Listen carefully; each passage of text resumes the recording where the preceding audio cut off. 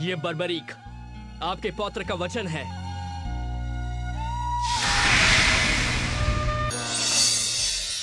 ओम नमः आंखें खोलो पुत्र। शिवाय।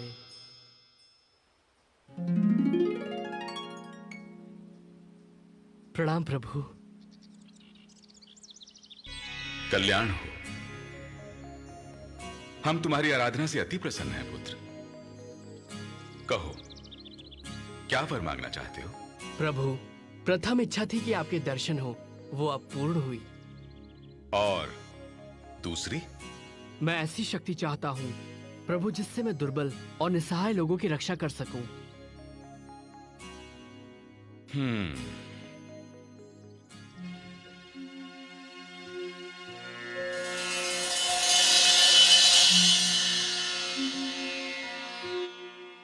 इन्हें स्वीकार करो पुत्र। ये बाण बहुत अचूक बाण है।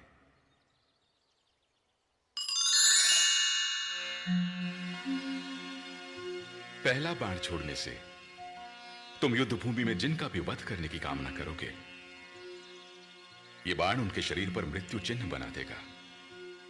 दूसरे बाण के चलने से जिन जिन के शरीरों पर मृत्यु चिन्ह बने हैं, ये उनका वध कर देगा। तथा तीसरा बाण समस्त सृष्टि का विनाश कर देगा। किंतु ध्यान रहे पुत्र, इन बाणों का कभी दुरुपयोग मत करना। स्मरण रहे, तुम सदैव दुर्बल का साथ दोगे, हारे का सहारा बनोगे। जो आज्ञा प्रभु।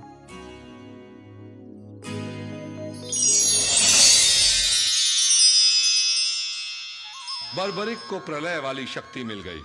इन 3 बाणों की सहायता से वो विश्व भर की सेना को अकेले समाप्त कर सकता था। पांडव द्रौपदी के साथ अपना 1 वर्ष का अज्ञातवास पूरा करने महाराज विराट की राजधानी पहुंच गए। द्रौपदी शैलेंद्री बन गई और उसे महारानी सुदेशना ने अपनी सेवा में रख लिया। युधिष्ठिर विराट नरेश के विशेष सेवक हो गए। भीम रसोइया बन गए। अर्जुन ने विराट पुत्री उत्तरा को नृत्य की शिक्षा दी। नकुल अश्वशाला की देखभाल करने लगे और सहदेव ने चरवाहे का कार्य किया। अज्ञातवास समाप्त होते ही पांडवों का दूत बनकर श्री कृष्ण कौरवों के पास गए, परंतु दुर्योधन ने उनकी बात नहीं मानी। युद्ध होगा बड़े भैया, अवश्य होगा। युद्ध को टालने का मेरा अंतिम प्रयास, मेरा शांति प्रस्ताव विफल हो गया। मामा शकुनी के द्यूत के पासे अब जुए की बिसात से निकलकर नरसंहार का नृत्य कर रहे हैं। हस्तिनापुर नरेश धृतराष्ट्र ने नेत्रहीनता को अपना रक्षा कवच बना लिया है और पुत्र मोह के कारण वो अपना राजधर्म भूल चुके हैं।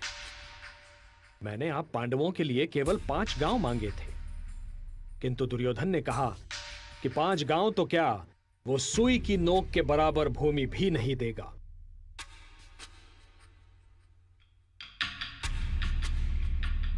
हे केशव, सत्ता और शक्ति के मद में चूर।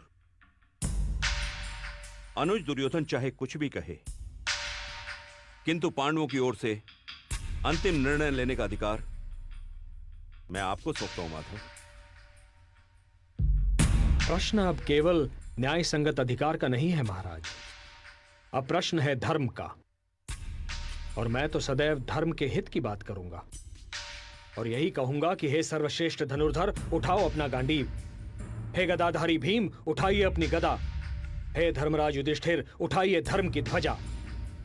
जब जब राजनीति करने वाले लोग असंवेदनशील होंगे, तब तब शस्त्र उठेगा। ये युद्ध होगा सत्य और असत्य का, न्याय और अन्याय का, धर्म और अधर्म का। इसलिए ये धर्म युद्ध है, जिसके लिए धर्म क्षेत्र कुरुक्षेत्र चुना गया है। अर्थात ये युद्ध तो होगा ना वासुदेव? निस्संदेह पांचाली। हे मधुसूदन, अंतिम सांस लेती मेरी प्रतिशोध की ज्वाला को आपने